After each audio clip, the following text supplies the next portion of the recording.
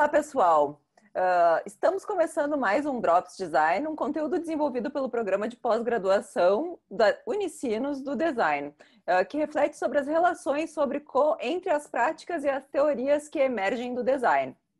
Hoje o nosso tema é aprendizagem experiencial e o processo de design para a inovação. E para essa conversa temos aqui a entrevistada e a professora Débora Baraúna, que atua no programa de pós-graduação de design da Unicinos. Oi, Débora, boa tarde, tudo bom? Oi, Agatha, boa tarde, tudo ótimo, é um prazer estar aqui com vocês. Que bom, muito obrigada. Também está aqui conosco o professor doutor Celso Skaletsky, que também atua no programa de pós-graduação do design da Unicinos. Olá, Celso, tudo bom?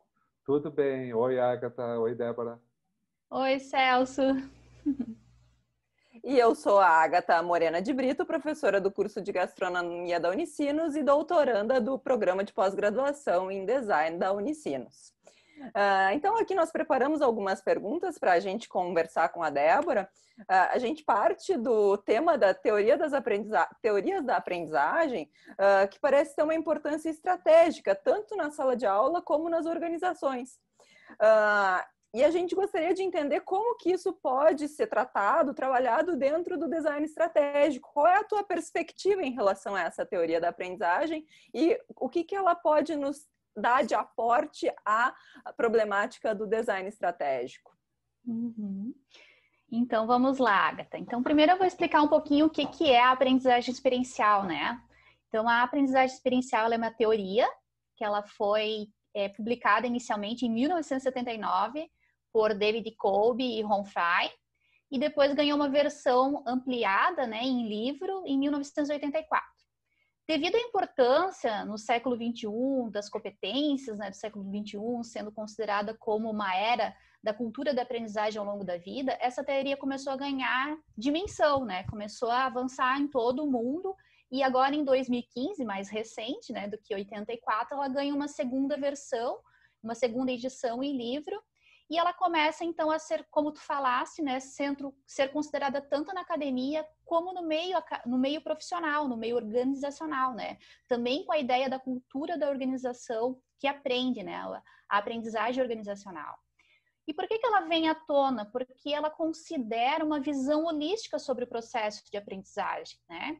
Então, o Kolbe, ele fala isso, que o experiencial é justamente essa perspectiva de uma visão holística sobre o processo de aprendizagem, onde considera o protagonismo do aluno ou do profissional no seu processo de aprendizagem ou desenvolvimento de competência.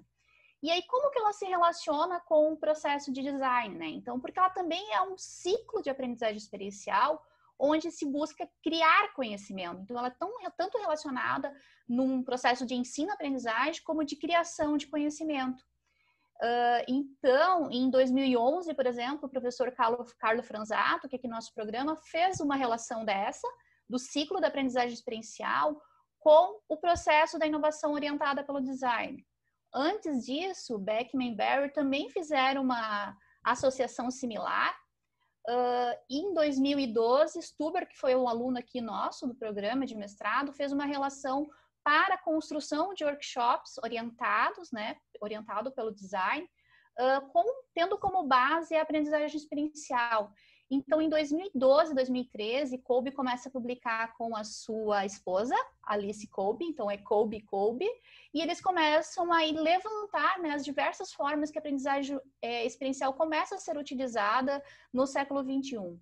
E uma delas que chama atenção, ou duas delas, né, primeira, sendo utilizado como modo de compreender e gerir estratégias de ensino-aprendizagem, e outra como um mapa, como um plano de fundo, né, para você nortear a construção de processos, seja de aprendizagem ou seja de inovação orientada pelo design. E como que ela se relaciona? Ela se relaciona muito com o processo de design para a inovação, porque ela relaciona universos concretos e abstratos nesse processo de aprender pela teoria da aprendizagem experiencial. Então, se parte, né, não necessariamente, né, pode partir de vários quadrantes, mas o ciclo é composto por 4 quadrantes, com 4 conhecimentos que são construídos nesses quadrantes, que é o conhecimento divergente, o conhecimento assimilativo, o convergente e o acomodador. O acomodador, eu brinco que não é aquele acomodado, pelo contrário, é aquele que tem a iniciativa, que realiza, né? Que retorna para a sociedade o conhecimento que foi criado. Então, a aprendizagem, ela se relaciona com o design muito nessa questão de criar conhecimento, né? O Manzini já falava que o design é uma aprendizagem social, né? Ele acontece a partir das experiências, das relações e do sentir. Então, coube num dos primeiros eixos, da aprendizagem experiencial, que ele constrói em 2 eixos, né? Então, numa primeira ponta do eixo, ele fala que normalmente as experiências de aprendizagem ou de construção de propostas de inovação orientada pelo design surgem desse universo concreto, de uma experiência concreta, de um sentir uma realidade, né?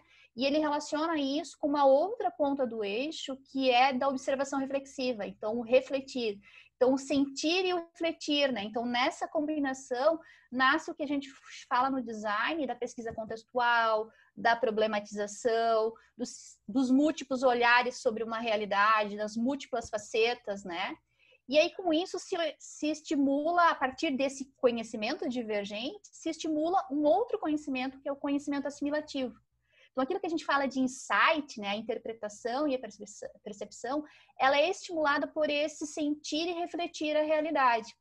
Débora, então, a relação que tu está falando, que eu achei bem interessante, desses ciclos de aprendizagem, essa conexão entre a teoria de aprendizagem com o design, porque tu falaste agora há pouco, e isso me chamou muito a atenção nos teus trabalhos, que é o design, geralmente, ele é muito associado ao fazer, né? Mas vocês vêm trabalhando, pelo que eu percebi, também com uma ideia do sentir e do sentir em rede. Assim, tu poderia nos falar um pouquinho mais o que é esse sentir em rede e como isso aí se relaciona com o fazer do design? Que o processo de design, né, de uma prática de design se relaciona com o sentir, né, com aquilo que te toca, para aquilo que você percebe além da visão, né, por todos os modos de sentir, né, a audição, o cheiro que nós estávamos comentando antes aqui. Então, diversos modos de você se relacionar que permite esse sentir, né, e aí a reflexão crítica a partir disso. E aí o sentir em rede, ele é tanto considerado numa ideia de um hibridismo do meio digital com o meio físico e meio biológico, né? Então não é só uma rede relacionada à rede digital, mas como que a gente pode fazer esse hibridismo de trabalhar nesse momento que nós estamos de isolamento, por um sentir em rede, né, se apropriando do que tem hoje em relação a tecnologias que vem fazendo esse processo de transformação. Então, os alunos nessa disciplina foram desafiados com uma temática de projeto, né, onde eles definiram suas situações específicas de projeto, mas com uma temática abrangente de sentir em rede. Eu até estava conversando segunda-feira com a minha aluna de mestrado, né, a Marina, e ela falou assim, Débora, como esse sentir em rede está ganhando dimensão, né? Porque, por exemplo, eu estava vendo ela pela segunda vez, que a gente foi no ateliê de arte, que ela está desenvolvendo um projeto nesse contexto, e assim, a gente se sentia muito próxima, né? Então, a gente vem percebendo que é possível criar relações por meio desse meio digital, né? Através dessas telas, a gente ainda consegue sentir através da escuta, né, das conversas que vão se falando, das temáticas que vão se discutindo, das apropriações de relações que tocam, né, tem a tocar os dois lados, quem está de um lado de uma tela e de uma outro, mesmo que às vezes não veja a pessoa, né, pelo modo de falar da pessoa, né, às vezes ela aparece, às vezes ela não aparece, então tu reconhece quando a pessoa às vezes está num dia bom, às vezes não tá num dia bom.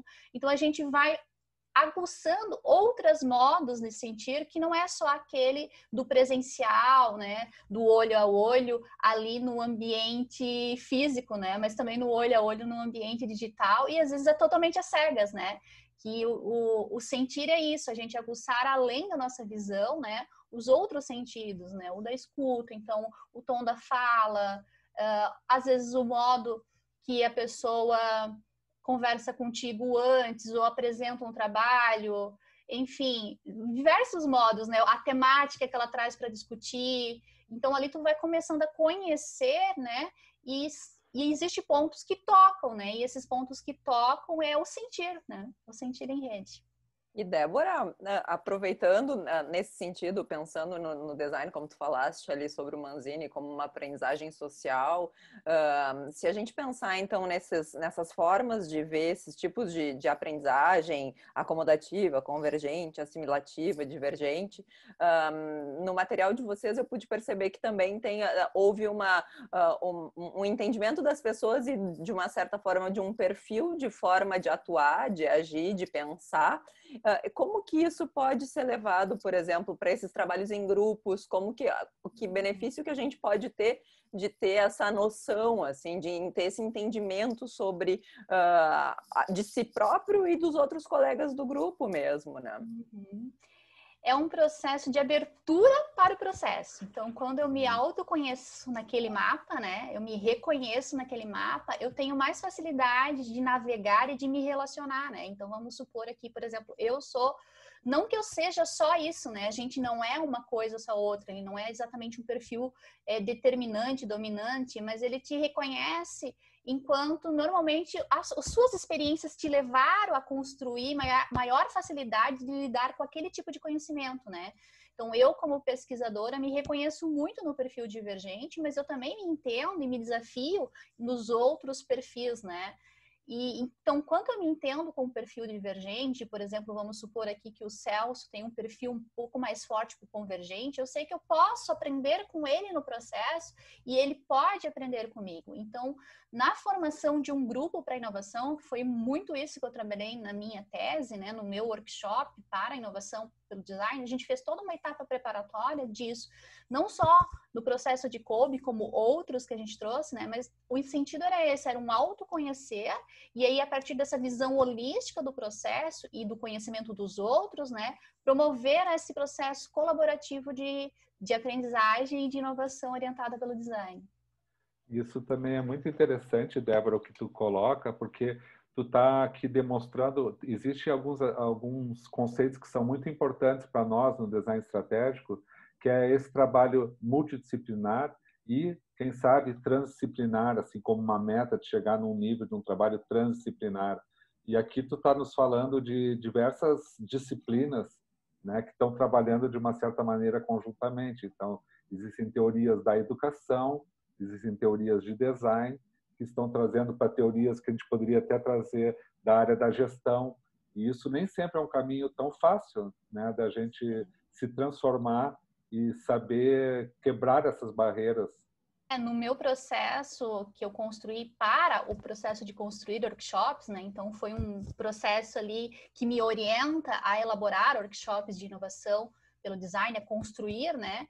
Ele fez justamente isso, Celso, uma relação entre teorias da aprendizagem humana, não só da aprendizagem experiencial, utilizei outras, né?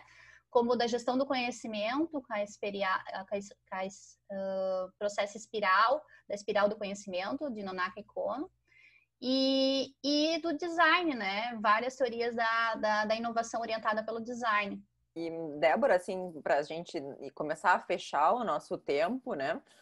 Terminando o nosso tempo aqui juntos, e como é que tu leva isso hoje em dia para as pesquisas? Como estão as pesquisas dos teus alunos e a pesquisa que tu está dando andamento, assim, ela está voltada para a aprendizagem experiencial, ou alguns alunos trabalham com isso, outros não? Uhum.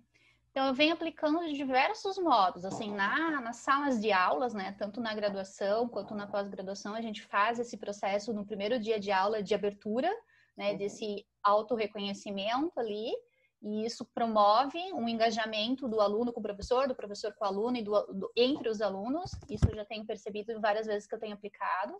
A gente está trazendo também para o nosso grupo de pesquisa, que é o grupo Yoda, né, que participa o Padre Sérgio do nosso programa, o Gustavo, onde a gente está tentando fazer uma relação da aprendizagem experiencial também com a inovação orientada pelo design para promover o engajamento nas escolas, a formação de competências para os professores, né? Além de uma relação com a pedagogia inaciana aqui da universidade. E no meu projeto de pesquisa aqui na universidade, que se chama Ecossistemas de Inovação como Ambiente de Aprendizagem e Cultura de Design, a teoria me funciona como esse mapa, novamente, para entender como eu posso navegar, né, nesse processo de reconhecer esses ecossistemas de inovação como ambiente de aprendizagem, de como a cultura de design vem sendo, né, aplicada não construída ou utilizada, se apropriada, né? E aí isso me dá a possibilidade de assimilar ideias, convergir propostas, né? Um processo de convergir, sintetizar propostas, e aí retornar para a realidade, né? Para a realidade que eu estou observando, com proposições, né? Com estratégias de design. Certo, a conversa está ótima, mas como o próprio nome do programa sugere, são drops de design. Mais conteúdos e reflexões sobre o tema você encontra nos outros episódios. Então, obviamente, claro, no programa de pós-graduação em design estratégico. A gente agradece muito a participação tua, Débora, a participação do Celso, e a gente fica por aqui. Muito obrigada. Obrigada a vocês. Obrigado, tchau.